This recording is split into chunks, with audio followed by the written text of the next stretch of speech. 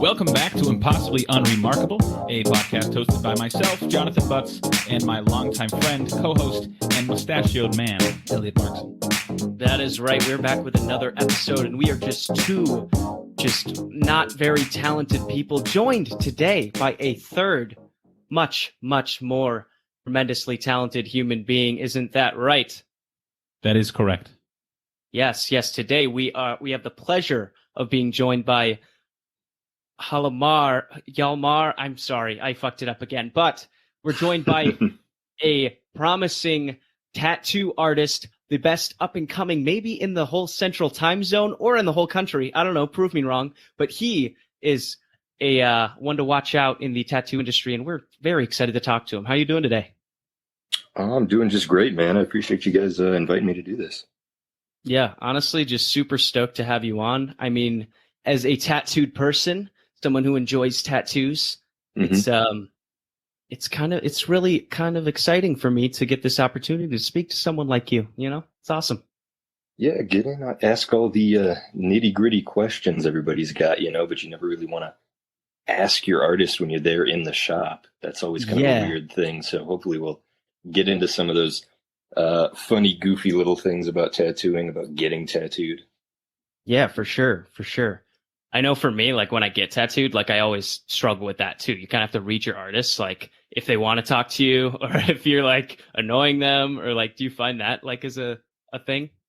Yeah, I try my best to like talk with my clients, whether it's like a little 30-minute banger, in and out the door, right, or if we're there for 8 hours, I try my best to like engage with clients because it just makes it a lot more comfortable. But some people have nothing to say, and they just want to sit in the chair, put some headphones on, and just zone the fuck out while you tattoo. And some artists as well will do that. I've met a couple of guys who they're like, once they got the stencil on, they got you in the chair, they're plugging in and they're not saying anything until it's done. So it's definitely a thing of figuring out, what is your artist like doing? Are they a big talker? Or are they kind of like get dialed in, and then, right, that kind of helps dictate as a client, like, do you want to bug them the whole time?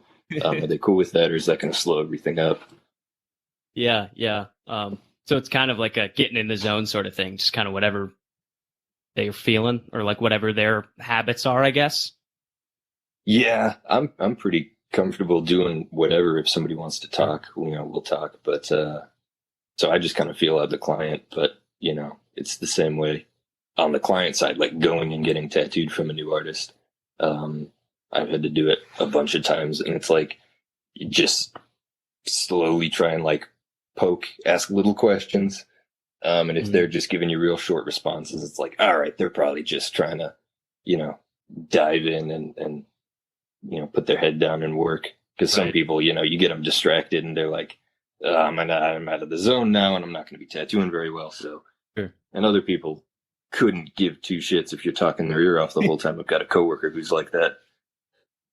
Nice. Cool. Well, before we jump into more questions, I did have you prepare your search history before we got on. That's normally something we do on this podcast, but today we're going to have our guest hit us with what they've been searching. Just an opportunity for people to get to know you a little better based on what you're searching, and give us a little dive into your mind a little bit, I guess. All right. Well, what have you been searching? Some fun stuff from earlier today. What does the X-Men plane look like?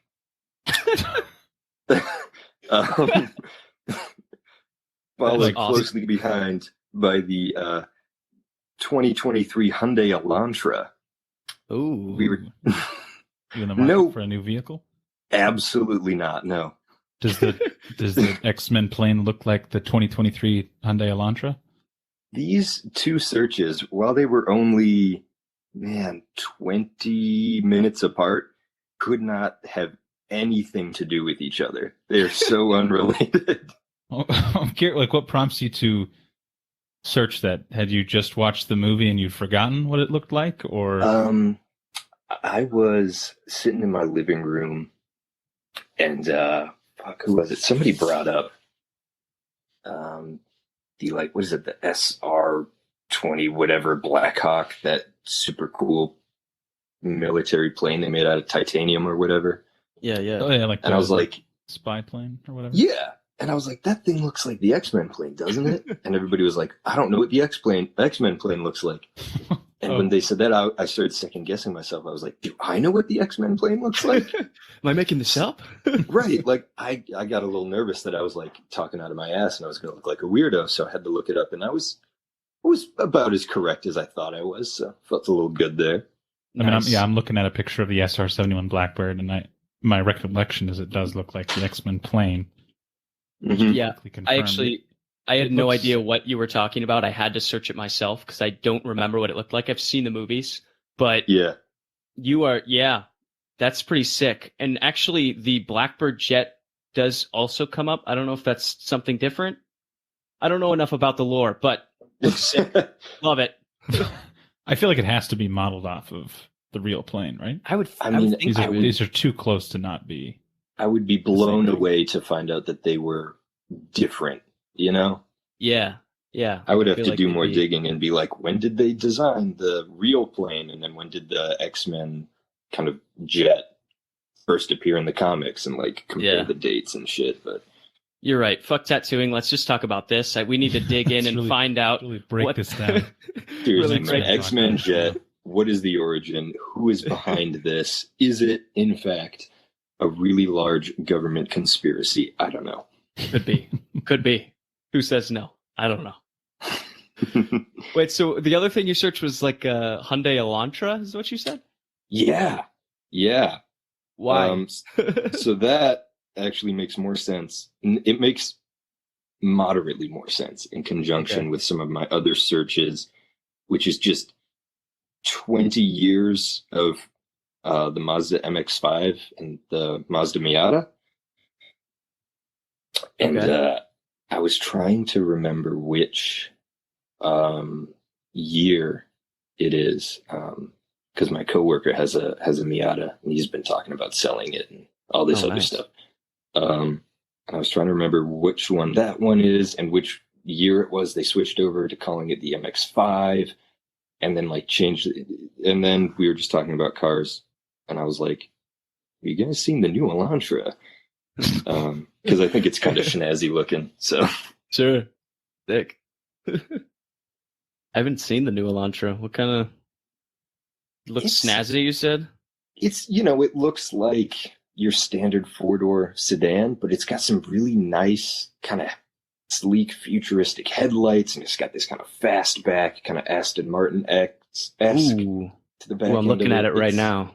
It's surprisingly nice for like an economy sedan, Do you? The way you're talking sounds like you moonlight as an Elantra sales rep. Bro, if I could get me a gig moving Elantras, I'll sell those bitches so fast. This guy slings Elantras. I'll do it, man, as a little side hustle. Just getting people in on the Elantra game here. It does look really nice. I love that to like kind of edge in the 4 doors. Yeah, they've got these really phenomenal lines. I don't know. Whoever designed that needs a big fat raise, because that's good shit. Sweet. It says here it was designed by Thomas Elantra. Yeah? Really? Yeah. Are you lying to me? No, you just have to take that at face value. What are you going to do? Fact check me? Absolutely. My not. podcast. Wow. Yeah, I might have to pick one of these up. This looks sick. I need a new vehicle anyways. Wow. Yeah. Not to barge in, but for once in my life, I do have some search history to contribute. Oh my God. Yeah, by all means. I have a very fucked up finding. So, I'm going to be in Germany in a week, and my brother and I are going to try to reach out to my grandmother's sister. She's really old, but she still lives in Germany. And so I was looking on Ancestry.com, and I signed up for a free trial because my brother had done some research. And so I was looking up how to do different things in Ancestry, searching how to do it, and figured out. Finally, I just searched my name. And the most uncomfortable thing happened. Like, it came up with a bunch of results, like from my birth or whatever. And then there was literally like yearbook pictures of me, like in different clubs. So I don't know why that happened. Like, does someone, I don't know if you guys have used Ancestry before. Do people just like take pictures of individual people and then put them in to this database? Oh boy. So I'm looking at like no the idea. my sixth grade photo, my seventh grade photo. I'm looking at like pictures of like clubs Wait. I started in high school. Wait, so it just like pulled those images and they're just on there? Yeah. Maybe it just like pulls them from the internet or something. Why is that on the internet? Why are pictures of me on the internet? I don't know. You have a Facebook. It's probably connected to your email. It's probably all connected, man. Do you have, all right, you have a Facebook. Is your yearbook in your Facebook? No, All right, that's what I thought. you're right. You got me. So I'm like searching how to wipe this information because I really don't want this. Yeah. Yeah, I don't know what I to tell you. wonder if it's a thing that Ellie, maybe you're in somebody here. in your family uploaded, like has an account with the Ancestry thing or whatever, and like uploaded family information for like, I don't know, connecting with other family members or something weird. But Could be. here's the Could be. creepy thing. So when you open these photos, it's so like you're looking at a picture of me in a club. It zooms in on my face, Oh. but when you expand it, you see the entire picture. How does it know who I am? Why is there facial recognition in Ancestry.com, and why am I plastered all over it? There's something weird going on here. I don't like it. Ancestry.com. This is a bigger conspiracy than the X-Men, Jed, I tell you what. Yeah, It I is. think so. I feel like you guys aren't concerned. I'm worried. I mean, I'm looking at some sacred images. I look ugly as shit in a lot of these. The thing that is fucking like wild about it, that's creepy as shit, is it's like you said, photos from when you were a child. Like, Yeah, that's weird. that's odd. It's one thing to be like, oh, I found this strange photo I forgot exists from when I was, 22 at a bar or some shit, right? Right. But it's like, no, here's me at school with my class as a, what, like, how old were we then? Like fucking 12 or 13 or something? Like, ugh. Yeah, Yeah, that's wild. That's man. what I'm saying. Thank you. Somebody gets it. Someone makes me feel heard, validated. I don't know, man. I feel like in this day and age, there's so much information out there. There's so many other things to be concerned about than where my pictures are. You know, You were born there's in other 96, information. Yeah. Right? Whatever, Fuck dude. your world up. All right. Well, that was very interesting, Jonathan. That was very interesting. Thank you for the contribution. Yeah. Yeah, I mean, I'm looking at a picture of you too, Elliot. So it's not just me. Oh, shit. Oh my God. Anyways, move let's get back to our guest here. I want to hear more about him, who he is, what he does, all that shit. I realized we didn't even tell everyone what shop you work at, all that. So I'm going to let you do that for us. Let's first start off. Who are you? What do you do? And yeah, just a quick introduction on who we're talking to here. Oh, yeah. Yeah, my name is Hjalmar Amarjata. I'm a tattooer down here in Austin, Texas. Moved here about 2 years ago to start working. And I work at a shop kind of downtown Austin called Vice and Virtue Tattoo. We're kind of a specialty black and gray realism tattoo shop. I think the only black and gray, all black and gray shop in the whole city. So that's Really? kind of Sick.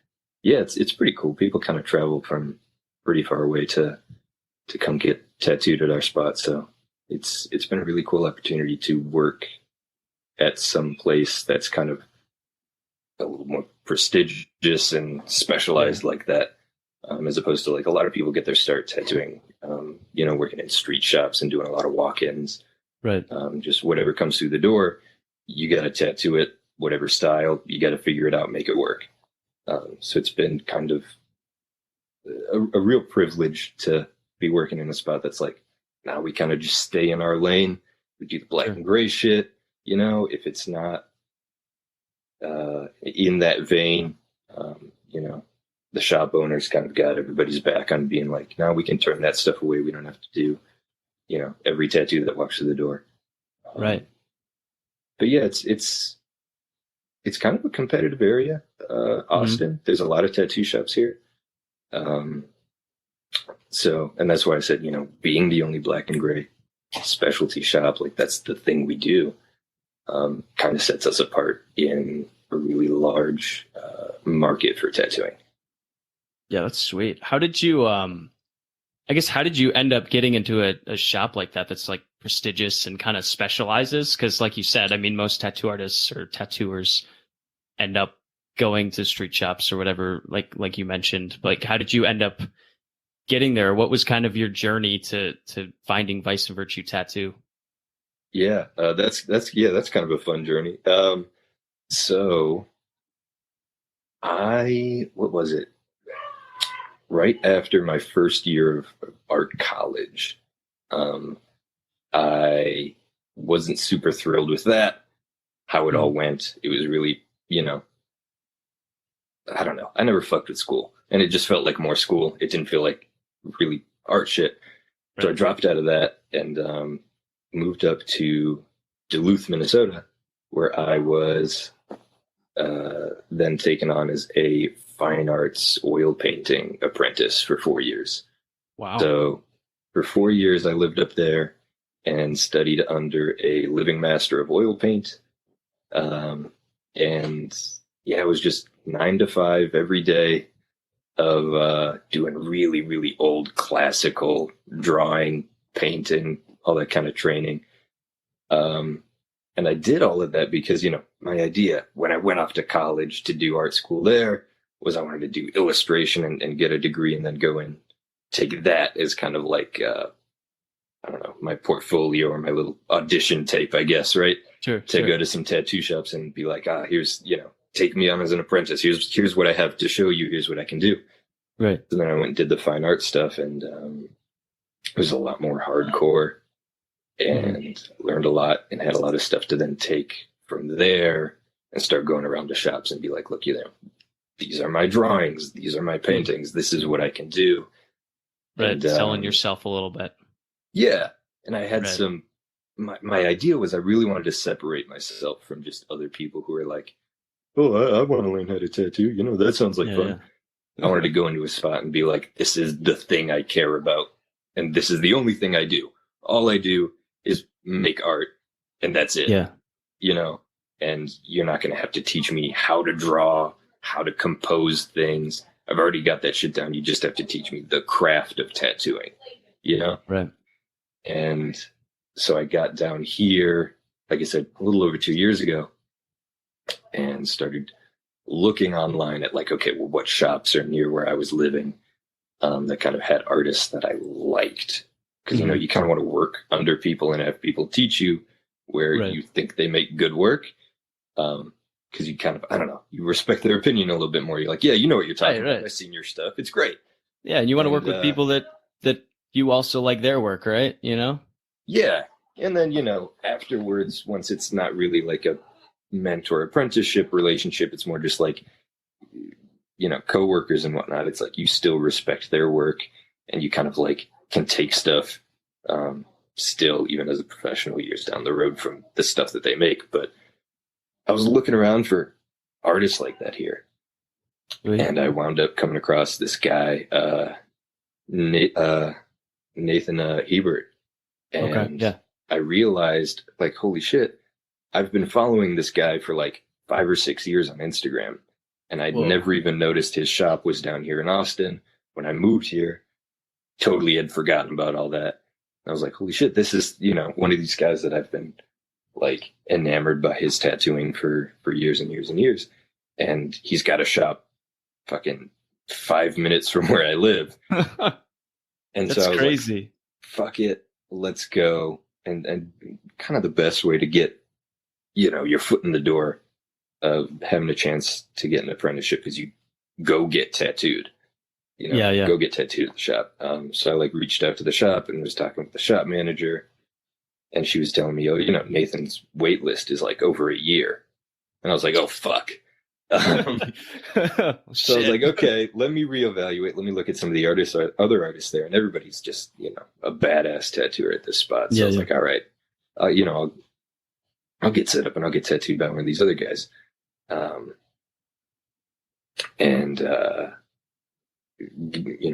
Got set up to get tattooed by this guy named Paolo. and go there, getting tattooed.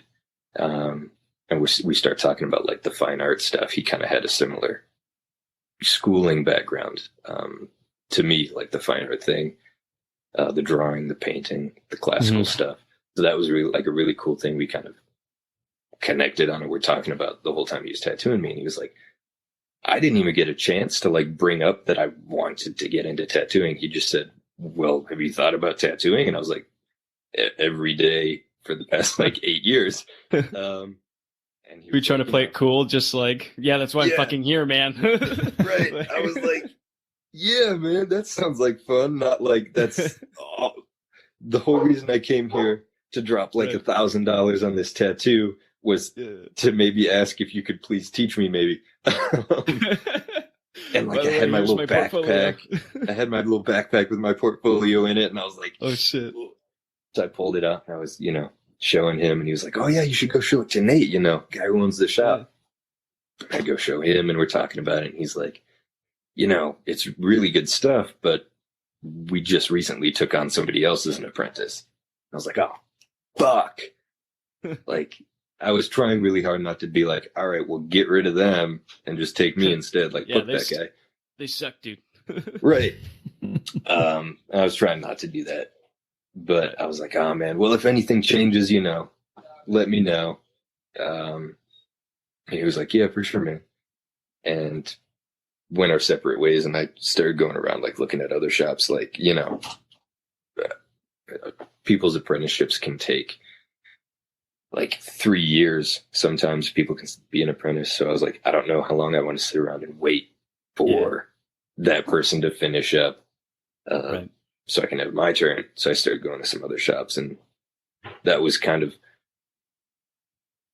not yielding a whole lot. I would go to places, and most people would either not even want to look at the portfolio, and they'd be like, no, like not even interested in taking an apprentice, or be in a similar position where they're like, oh, we just had somebody finish their apprenticeship, and we're not really looking to take one on immediately after that. We kind of want to just work for a little bit.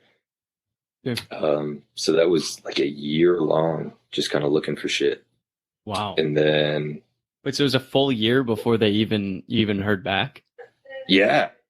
Wow. I worked in like a shitty little heavy metal record shop for a year. Sick. It was super cool. I still go there and buy records. To me, I'm like, dude, your life sounds like a fucking movie. That's sick. Well, it was for you. You're like, it was a shitty record shop, but like whatever. Like, it's cool as fuck, and I'll show people when they come down to Austin. I'm like, we gotta go check out the spot. It's down on 6th Street. It's been there for 40 years. It's the floor creaks and bows underneath you as you walk through this place. It's ancient. But, I was making like $9 an hour selling records to drunk losers. And that wasn't really cutting it. I was still like, pretty hungry, chomping at the bit to try and get in and start working. And woke up when it sounds like such a fake fucking story, man. But I woke up one morning and was like getting ready to go to work. I'm like scrolling through Instagram, and boom, there's a post from Nate. And it just says, looking to take on an apprentice. And he puts, in the description of it, he's like, oh, I'm in a position in my life where, I want to take all the things tattooing's done for me and pass it on to somebody else. So if you're interested, shoot an email over to the shop, with a quick little, like, about you, maybe attach some drawings or whatever, and set up like a time to come in and meet with him. Yeah. So immediately I just like jump over to my fucking email and I type this shit out and I send it over. And shop manager gets back to me and is like, oh yeah, Nate's got time on these days, at this time to like meet with you. What do you want to do? And I'm like, it took the earliest one, the soonest one I could. I took it. Yeah. And I went in, and it was like he was getting set up to do a tattoo for the day. It was just like, I don't know, maybe a couple minutes to meet with him before I started doing that. I go in and I'm all like got my little portfolio in my backpack and I'm all ready. And I brought entire fucking oil paintings in my car. Holy shit. To like go try and flex this stuff and be like, look, you know, I've got what it takes. Yeah. And I walk in there and he's just like, oh yeah, I remember you. You don't need to show me your stuff. I remember. I'm like, you're fucking kidding. He's like, yeah, I remember all your shit. It was good stuff. You know, like, what have you been up to? And it just real quick just turned into like, you know, if we were to do this, when would I be able to start? Like, how much time would I want to spend in the shop? And I was like, bro, I'll quit my fucking job and I'll be here every day. I'll drop everything, man. I don't give a fuck. No, like, I was so ready, you know, and I had saved up a little bit of money because, you know, you have to pay for apprenticeships because you're kind of taking to. Yeah. You do? I didn't realize that. Yeah. So a lot of artists kind of will just do like a flat fee of like, I don't know, like $5,000 to be an apprentice. And it's partially to like pay for equipment and materials that they'll provide for you to learn. But also like they're not teachers, they're working professionals. Mm-hmm. So for them to take time away from tattooing is them taking time away from making money. Yeah. So it's kind of like a form of compensation of like, this is me compensating the time you're taking away from working to teach me. And I don't, you know, it's a whole thing. Yeah. That makes sense. I've never thought of it like that before, but that actually makes a lot of sense. Yeah. There are some scummy guys who are like, oh yeah, it's going to be like $10,000. And then they just ignore you for a year and a half until they're like, all right, you're ready. And they just give you a machine, sit you down. They're like, tattoo somebody. And you're like, what the fuck? That happens to people, man. You're just like shop bitch for a year and a half. And then they're just like, all right, figure it out on your own. But that hasn't been your experience though. You've actually, like, I've seen you post, like you've actually been able to do tattoos and stuff, which is pretty sick. Yeah. Man, I'm like, you know, I try my best to be very aware of the fact that my situation has not even a little bit been close to the norm. So I had expected to pay him. And I asked him, like, you know, how much is it going to be? And he said, $0, nothing. I'm not going to have you pay me anything. I'm like, okay, then I'll quit my fucking job right now. I'll come be here every day. I'll just use that money to like pay my rent and like coast through for a couple months. And, you know, did that for a while. And he like gave me a machine and a power supply and a bunch of needles and shit. Wow. Just gave it to me. He was like, yeah, no, you know. It was the oil painting. It was the oil paintings you brought. That's what it was. He was like, man, this guy dude hauled these fucking oil paintings in his tiny little Mazda over here. He's put in enough work. He deserves it. Yeah. That's funny. That's great though.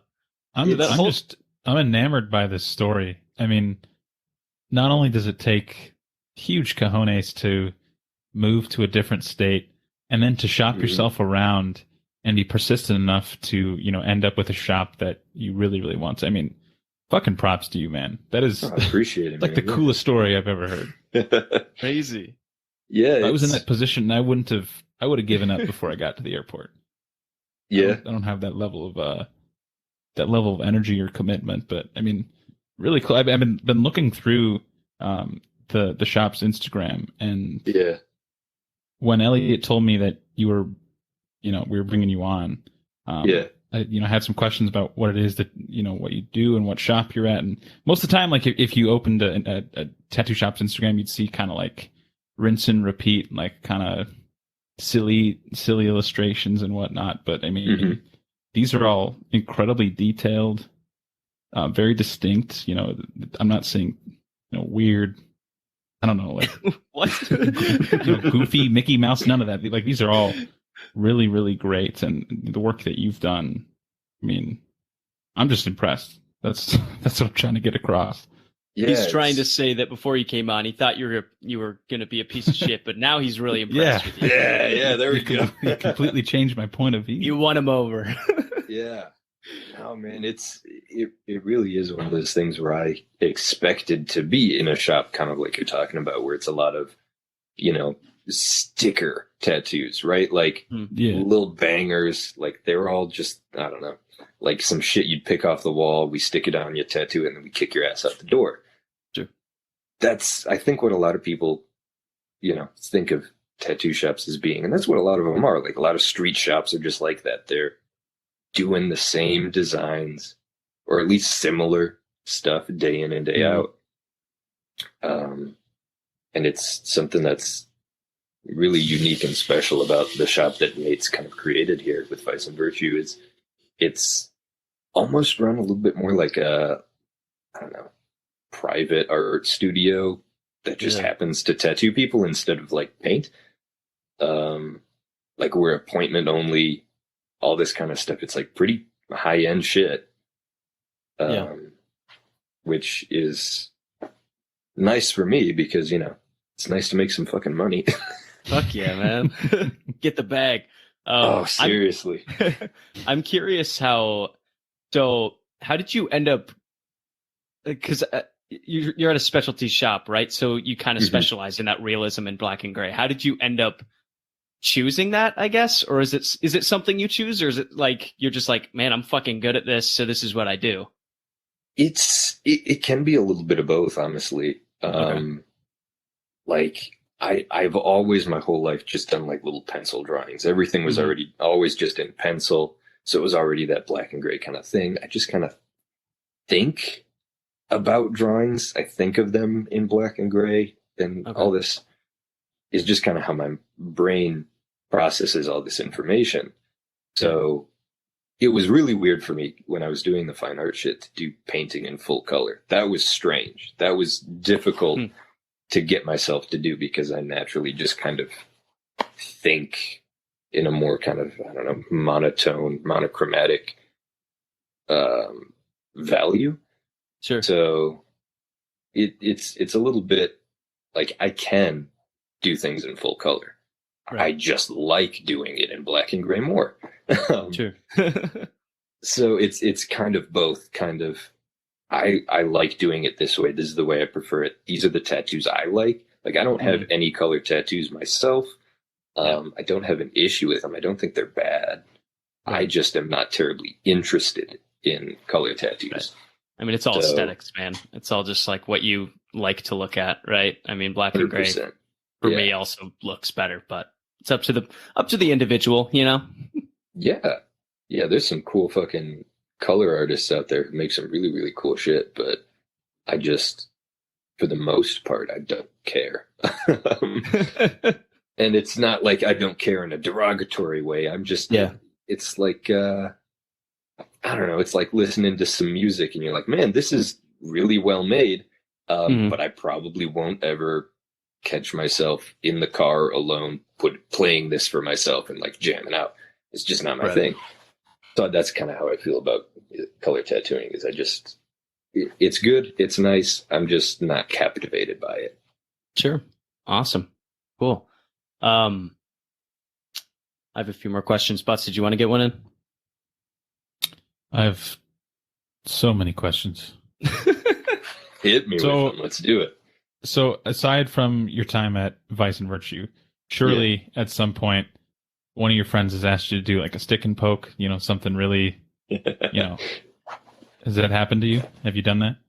Unfortunately, yeah. What's the worst one you've done? Oh God. Let's see.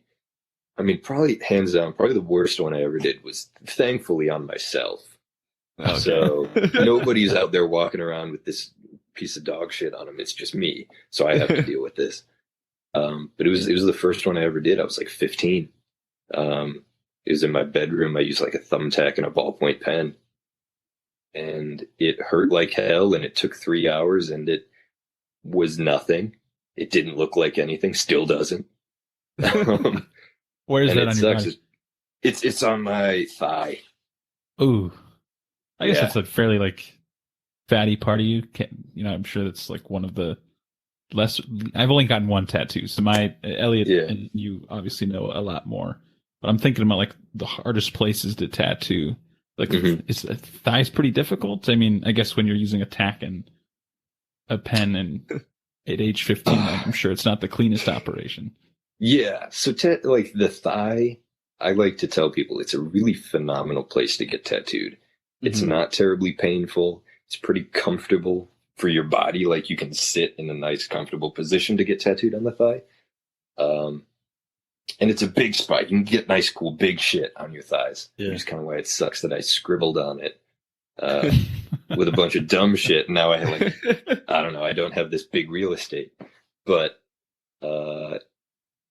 yeah, I think thighs in the scope of like tattoo discomfort or pain, they're pretty low on the totem pole. They're a pretty easy spot to get tattooed. Obviously, doing it with a thumbtack is just the worst because those are not sharp. Yeah, I would imagine.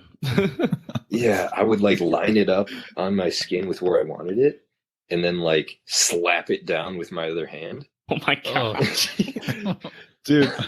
My wife has a stick and poke tattoo on her ankle, and I was there when she got it. And I just remember she said it was worse than getting a real tattoo. Like it was like you just felt the needle go in each and every single time, and she was like, it was the fucking worst thing ever. She was like squeezing me the whole time. Was this like a living room stick and poke, or was it like, because I mean there are some people who work in shops and that's the thing they do is like hand poking. So it was just a friend in a basement. Oh fuck. Fuck yeah. It was good times, but yeah, it lasted, man. It's still there. We thought it would be faded by now. It's holding strong. Yeah. Like a tiny little wave, but it's there. Hell yeah. Yeah, man. I did, man, what was it? I convinced somebody, I think it was like our last year at high school. I talked somebody into because I didn't have like a debit card or a credit card or anything. I didn't have any way to buy these things. Yeah. So I convinced somebody to, like, I would give them cash, and then they would use their card to order like a tattoo machine and have it shipped to their house, and then bring it to school and give it to me, and then I would bring it home because I couldn't have this thing shipped to my front door. My parents would have had a conniption, but so that's what I did. And oh man, what was I, 16 or 17 when I tattooed my knuckles? Dude, that's crazy, man. I mean, I guess we didn't even address this. Obviously we grew up and kind of know each other a little bit, but yeah. I mean, I remember when you started tattooing yourself, and I was like, holy shit. But yeah, man, I thought I was hard as fuck. Hey, at the time I thought it was hard too, man. It was. I don't know a lot of people that would just be like, fuck it, let me tattoo my knuckles and all this stuff right out in the open. Yeah. Hey, but you knew then, man. You knew where you wanted to go, so. Yeah, I had like one thing that I could do, and I put all my eggs in that basket, and I'm like, we're making it work, or we're gonna die trying. So, do you regret any of those tattoos, or are they just kind of part of the story at this point? You just kind of still cherish them, you know? That's a good question. I talk about this with some of my other guys at the shop. Is I don't regret any of them. I think some of them are stupid and some of them are really bad and they're goofy. But I'm not mad at any of them, and I'm not upset, and I don't want to get any of them removed. Right. But like, if I were to come up with an idea for like a tattoo I wanted, and one of these little scribbles I had done on myself when I was a kid was like in the way, I would have no problem like covering it up. Right. Yeah. But like, I'm not going to not get another tattoo because that's in the way, but I'm not going to like go out of my way to cover them up because they're hilarious. Yeah, man, it's your origin story. Yeah. I'm curious about like the apprenticeship process. And so obviously, you're being mentored throughout the whole thing. Curious how long the apprenticeship was. And also I want to know, like, obviously you need to like do work on human beings. Like what does that process look like? Because if you're still, I'm sure no matter what, you probably could have, done a good job, but obviously you're still in the practice spot. So like, do people volunteer to be like, yeah, you can practice on me? Like what does that look like? Yeah, so the way they have you start out is you kind of slowly ramp up to all this stuff. So you start out doing like drawings, just like little flash designs, right? Like little Friday the 13th kind of tiny little tattoo designs, just drawing them with like those micron pens. I don't know if you've ever used those, but they're like little artist pens. And you just kind of draw these things and you try and draw them clean in one pass.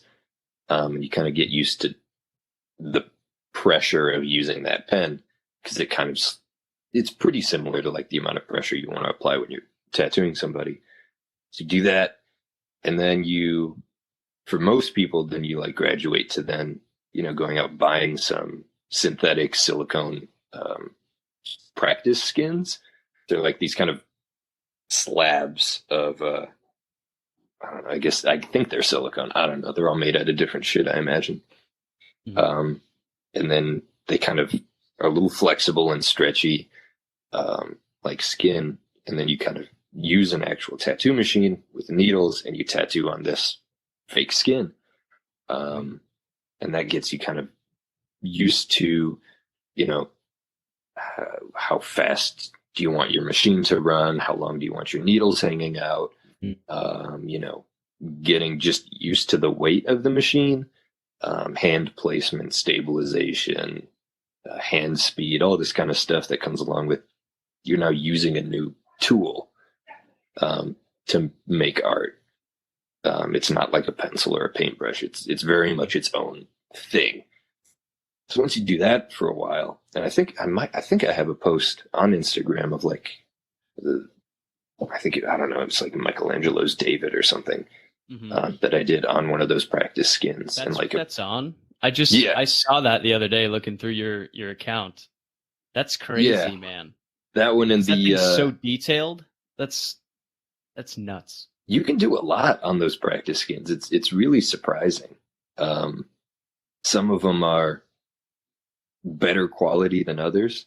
But yes, like I think I've got that one up there, and then like the tiny little Jordan shoes was another one that I did on those practice skins. And then once you've like shown your mentor, right? Like, oh, here I am on the practice skins. I've got, some good fun fundamentals down. Yeah. Then usually in my case, he was like, okay, go and get like your girlfriend or some of your friends or whoever, like people and have them come into the shop and tattoo them for free. So they'll come in, you do a little banger on them, and it sucks. It looks like shit. But, you do it and you get used to like, okay, the way skin stretches, how you need to do that. And it's because even going from the practice skins to real skins there's an adjustment there as well. And then after that, once you run out of friends, you have no more friends. Yeah, all of your friends, none of them want to hang out with you because you give them these dog shit tattoos. Yeah, once you've ruined their skin forever. Yeah, you've absolutely jacked them up. Then what we did was I just made I think it was like 2 or 3 kind of 8.5 by 11 just standard sheets of paper, like 2 or 3 pieces of paper full of like little designs, little tattoo designs, and we put it up on the shop's page, and we were like, don't lose your minds, but these are for free. Come in, get tattooed by our apprentice for $0. And holy shit, we had way too many people responding. In like a half an hour, I think we had like 80 emails from people trying to get these tattoos. Shit. So we had to shut it down real quick. It was wild. Wait, so how many did you end up doing? What's that? How many did you end up doing from that little free bit? Oh God. I've got like photos of them all. But I think I did maybe 12 or 15 the first time, like the first round. Wow. Yeah. And then we kind of looked at that. Like I did that over the course of a week. We would have like 1 or 2 people come in a day. They would like set up an appointment, come in and get their free tattoo. And we did that for a while. And there were still some things I was like struggling with, wasn't doing super great at. So my mentor was like, all right, we're going to do another round of free ones, you know? So made another sheet, posted it, and we were like, just for whatever reason, the timing was weird. So we didn't have people make appointments. It was just like a Sunday or something. And we said, God, maybe this was a mistake, but we said, these are free tattoos available for walk-ins. So we had people, I got to the shop to open it up,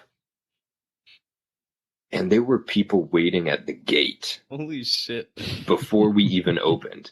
Because like I get there at like 10 and technically we open at noon. But like some people's clients will show up a little earlier. Yeah. But there were people who got there before me, like 2 hours early. And I was like, oh God. Wait, so those were your designs, right? So you made those and put them on the sheet? Yeah. Was that sort of like an ego trip for you, where you're just like, holy shit, people love my fucking designs. Like they want to get them tattooed on their bodies. Like that's crazy. 100%. I was feeling way too good about myself. Yeah. I was like, man, I'm like the shit, you know, and some of these guys were real cool. They would, you know, be like, you know, oh, I know it's free, but can I tip you like 10, 20 bucks? Yeah. Which was, you know, then again, I was like, oh, I'm getting paid to do this. Sure. You know, I'm so cool. Fuck yeah. But yeah, I was there for maybe like 8 or 9 hours that day, just tattooing, just like I said, fuck a lunch, just tattooed through the whole day. And, you know, it was like noon or something. And we had to start turning people away because we were like, you know, just based on how long these are going to take, we already have too many people that have shown up. So that was kind of a crazy day. Wow. And that was kind of my street shop experience of just having people walking in one after another. Yeah. But after that, then we kind of moved away from just doing them for free. And then we're just doing them for like $100, $200. Sure. But that's kind of how you start doing it, is you work on some fake shit, work on your friends, work on, you know, people who just want free tattoos, so they're not too mad that they're not good. And then once you're kind of doing them well enough, then yeah, you're kind of off to the races. Wait, so that's kind of where you're at right now, getting off to the races? Yeah, I'm doing a lot more. I mean, I'm still doing every once in a while like some little stuff, but most of the things I've got kind of booked right now are like kind of bigger, kind of full day tattoos, like, you know, big forearm pieces. Tomorrow I'm starting a big fucking, I mean, it's not even a chest piece, it's like the whole fucking torso. So oh my God. It's a little ambitious. We'll see how that goes. But what do you like better, doing like a big piece or like a like just a small banger? Oh, I prefer doing something that's like around about like 6 hours of tattooing on the same thing. That's kind of the sweet spot. Like I'll tattoo for 8 hours, like the full day. Sure. I haven't done that enough that I'm like, I don't know, that I have the dexterity and the kind of stamina for that. It's gonna be a long day, man. Yeah, it's kind of pushing my limits, going up to like 7 or 8 hours. 6 hours is a nice sweet spot, but I like doing a little more larger scale pieces, things that take a lot of time that I can kind of dive into and really put a lot more detail into. Mm-hmm. Little bangers, little 20-30 minute tattoos. I mean, they keep it fresh, so I don't feel like I'm just doing the same stuff every day. Because some people walk in with like just these wild ideas. They're like, you know, you got it on the schedule, and it's just a little blurb from the shop manager about the thing they want, and they show up and they're like, yeah, this is, you know, the cowboy boot roller skate tattoo that I want. And I'm like, all right, dude, that's hilarious. Oh man. So some of those are really, really fun when they're like creative ideas, but I mean, it gets boring when people come in and they're like, I want, I don't know, something I've already done 100 times. Like just butterfly. I don't know, whatever people get. Butterfly, bumblebee, something in just Oh man, Roman numerals. That's the one. Everybody's coming in Roman getting numerals. dates in Roman numerals. Everybody's Oh, man. asking, like last minute, you've got a whole design up, you're putting the stencil on. They're like, can we add like Roman numerals in here? And I'm like, ask me that a week ago when I started designing this, dude. Like, what? Yeah, like now's not the time. It's too late. We're in too deep right now. Right? Like, and I always tell people, like, don't try and cram too much into the one tattoo. If you have a bunch of ideas like that, that's like, maybe 3 or 4 different tattoos that you can get. Like, fill it out, man. Don't be worried that you need to put all of your ideas into one piece. Break them up into little things, and you can have more pieces, and each one can be a better standalone tattoo. Is a thing that I tell people when they bring that stuff up to me, where we're like kind of already in it and they're trying to add stuff. I'm like, I like your ideas, but that's kind of separate. Let's do that as something else. Nice. Sweet. I've got a couple more questions. We probably have time for a couple more. Jonathan, did you have anything else? I'm sure I can come up with stuff, but I'll let you rattle off first. I just have a quick one. I don't know. This might be a tough one for you. If you could describe your art in one word, how would you describe it? Goopy. Goopy. Getting that goopy art, dude. Yeah, I've been making a lot of these, like, I don't know, kind of intense, dark, surrealist, demon designs, stuff with like a big teeth and 7 eyeballs. And everything I've been doing has, like, I don't know, drool and stuff coming off the teeth and big highlights and things. And I'm like, it's just kind of wet and drippy and slimy. Goopy. Yeah, I'm into it. I like it. I'm leaning into that stuff more. There's not a lot of guys down here that do weird shit like that, kind of dark stuff. So I'm a corner of that market. Nice. I got to say, when I thought of that question, I was like, I was not expecting the word goopy to come out, but I love that. That's great. I too have a very quick question. Yeah. Have you ever sneezed during while you're tattooing someone? Have you ever sneezed and like? Because I've always thought about this. Obviously, I've never tattooed somebody, but I just thought about like I'm trying to methodically draw on someone's body with a needle, and then I sneeze, and then just like the needle, like what you do, like your body, you have like a whole full body spasm. Yeah. And you just like go out of, you know what I'm saying? Yeah. Yeah. And, jerk around and fuck up the tattoo. Has that ever happened? I haven't been responsible for jerking around and fucking up a tattoo. Oh, good. But a client has? Oh, yeah. Yeah. Most deal people. With that?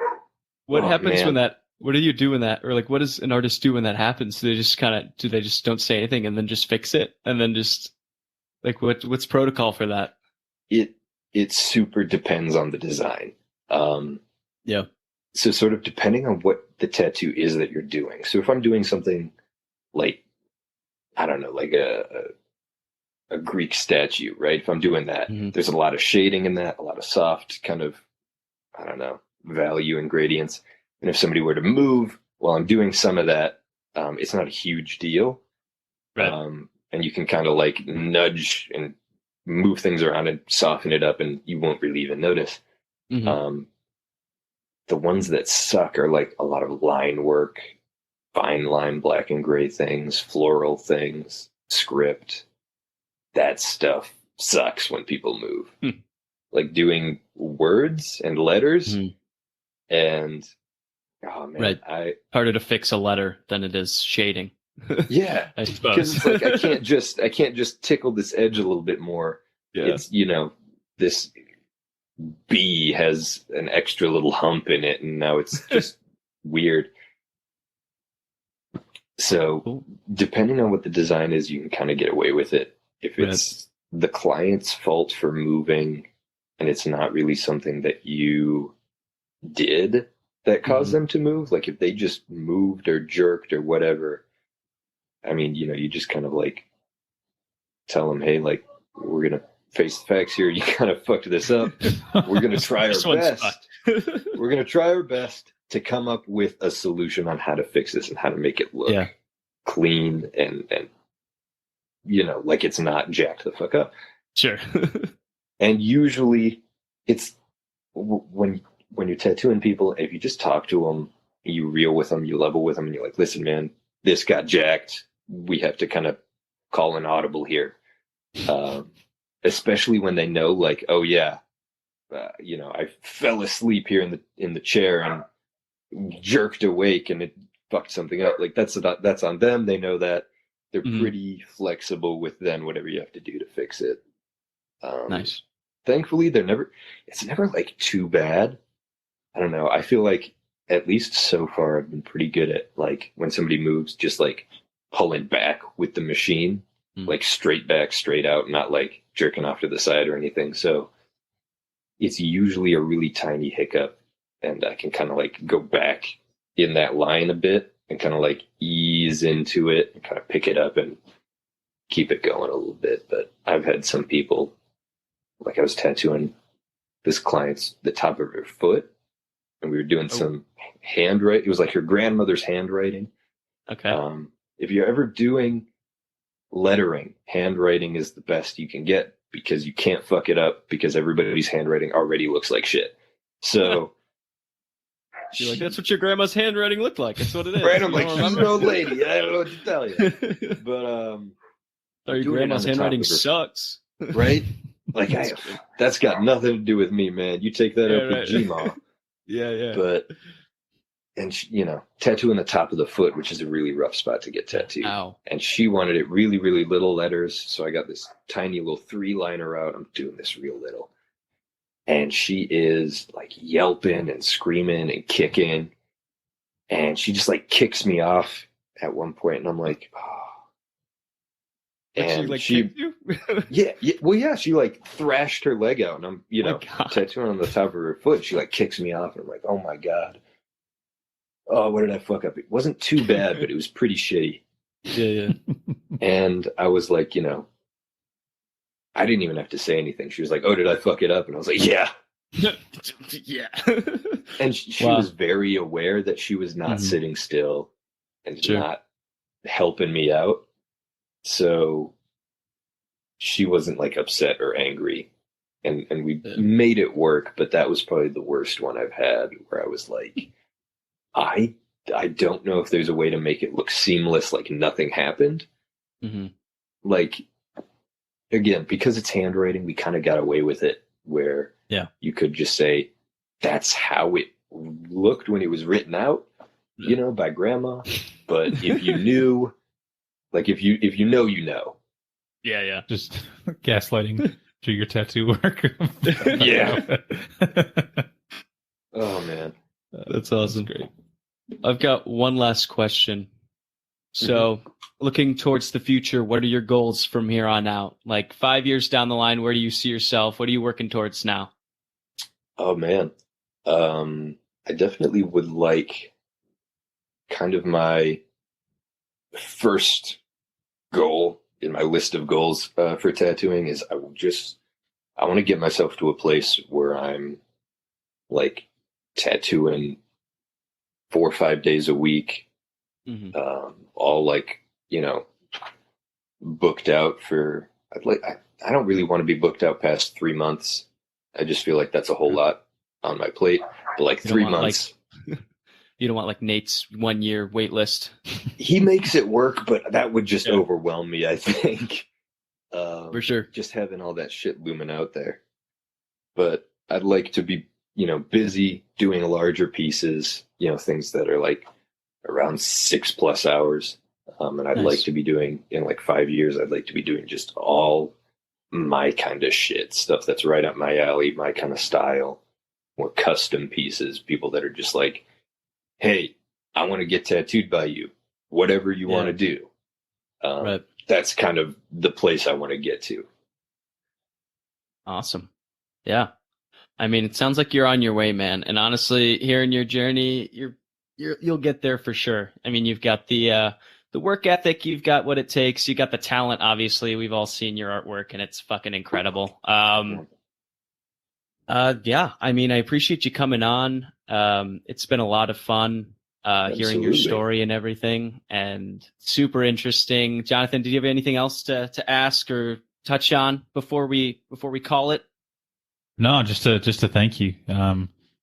It's been a very, very interesting conversation, and I mean, God, I don't have a creative bone in my body, but I'm fucking jealous, man, of the work you're doing, the work you will do. Yep. It's just really, really incredible. So thanks for taking the time out of your day to hop on and give us a little slice of your life. Yeah, yeah. absolutely. I appreciate you guys inviting me and Of course. coming up with all kinds of shit to pick my brain about. It's fun to dive into this stuff, Yeah, it was awesome. Before we end here, let everybody listening know where they can find you, follow you, all that good stuff, and maybe just leave them with some words to live their life by, or some last closing thoughts. Yeah. Well, yeah, I mean, you can probably the easiest way to like find my social media stuff. Don't try and spell my name. You're gonna struggle. Or pronounce it. I'm just kidding. Yeah, just go through. Go on Instagram, look for Vice and Virtue Tattoo, Mhm. and then you can find me on the. You can also go to our website. There it is. There's the shameless plug. Yeah. The website viceandvirtuetattoo.com. I'm listed in there. You can find my socials and stuff that way. But yeah, like we're out here in Texas. If anybody's in Texas, come get some badass tattoos. Yeah, and then some parting words of wisdom, huh? Yeah, if you've got them. Man. Oh, here's one. Hell yeah. Definitely one of the things that I've yet to hear tattooing, and I don't think any artist ever hears, is anybody say that they wish they had gotten a tattoo smaller. Don't, like, if you're thinking about getting tattoos, don't be afraid to like commit to it. Let your artist help you come up with something cool, exciting that you can both be really into. And if that just happens to be maybe a little bit bigger than what you were picturing, that might be the case. Nobody that has cool tattoos is like, yeah, but I just wish it was cooler, smaller. I wish I had less cool details in it. If it's cool and you're excited about it, the size, don't worry. Get it big. It's cool. Big, badass tattoos are awesome. Fuck yeah. Words of wisdom, size doesn't matter, baby. Oh, yeah. Live my life with that one. Awesome. Great having you on. If I'm ever in Austin, I will fucking hit you up and try to get tatted. But yeah, that was fun. We did it. Woo!